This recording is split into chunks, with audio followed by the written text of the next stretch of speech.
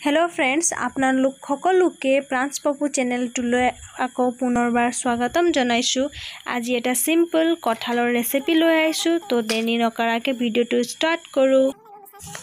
Mixie जारत এনেকে कठाলৰ गुटिটো आतৰাই লৈ লম আৰু বাকিখিনি একেলগে মিক্সিত পিছি লম।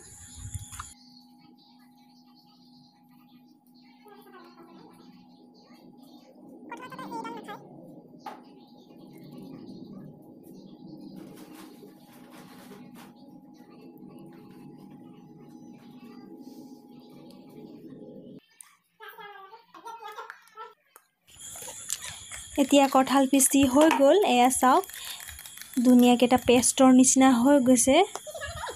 এতিয়া ইয়াত মই অকমান বেকিং পাউডাৰ দি লম আধা চামুচ মান। এতিয়া ইয়াৰ পিছত সোডা দিম, বেকিং সোডা।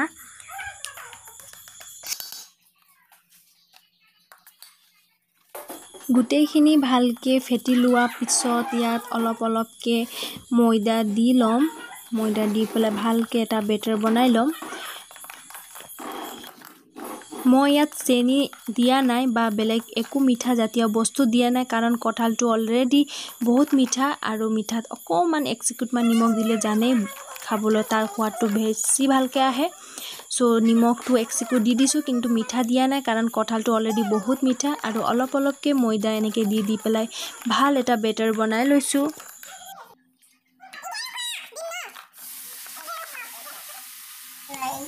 বেটাৰটো ভালকে ফেটি লোৱা হৈ যোৱাৰ পিছত 15 মিনিটৰ কাৰণে ঢাকি থৈ দিম। এতিয়া বেলেগ ফালে গেছত কেৰাহী গৰম কৰি ৰিফাইন দি দিছো। আপোনালোকে ৰিফাইন নহলেও মিঠাতেল দি পেলাইও ভাজিব পাৰে, কিন্তু ৰিফাইন দিলে কালাৰটো অলপ বেছি ভালকে আহে আৰু মিঠাতেল দিলে কালাৰটো অলপ ডাৰ্ক হৈ যায়। সো একো নাই, টেষ্টত একো ডিফাৰেন্স নাহে। এতিয়া লাহে লাহে মোৰ তেলটো গৰম হৈ আহিছে।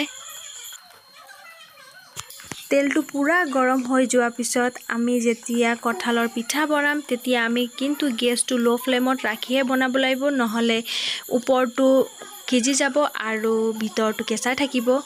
এতিয়া মই কিমান গৰম হ'ল চাবৰ কাৰণে তেলত দি চাইছো অকমান। এয়া মোৰ ভালকে বাবলছ আহি গৈছে। সো তেলটো গৰম হৈ গ'ল। গেছটো লো ফ্লেমত কৰি এনেকে পিঠা দি দিছো। এনেকে বেটাৰটো একেলগে 4-5টা যিমানখিনি তেলৰ পৰিমাণ আটিব পাৰে, ডুব খাব পাৰে, সেই তেনেকে দি ল'ব। আৰু অলপ অলপ ৰঙা হোৱাকে হ'ব ধৰিলে তেতিয়া বেটাৰ মানে এই পিঠাটো উল্টিয়াই দিব। আৰু বেছি টাইম সিজাব নালাগে, খুব বেছি 5 মিনিটৰ পিঠাটো বনি ৰেডি হৈ যায়। ফ্ৰেন্ডছ, এনেকে আবেলি চাহৰ লগত বা ৰাতিপুৱা চাহৰ লগত কঠালৰ পিঠা খাই খুবেই টেষ্ট লাগে। এবাৰ বনাই চাব পাৰিব আপোনালোকে, আৰু খাবলৈ খুবেই টেষ্টি হৈছিলে।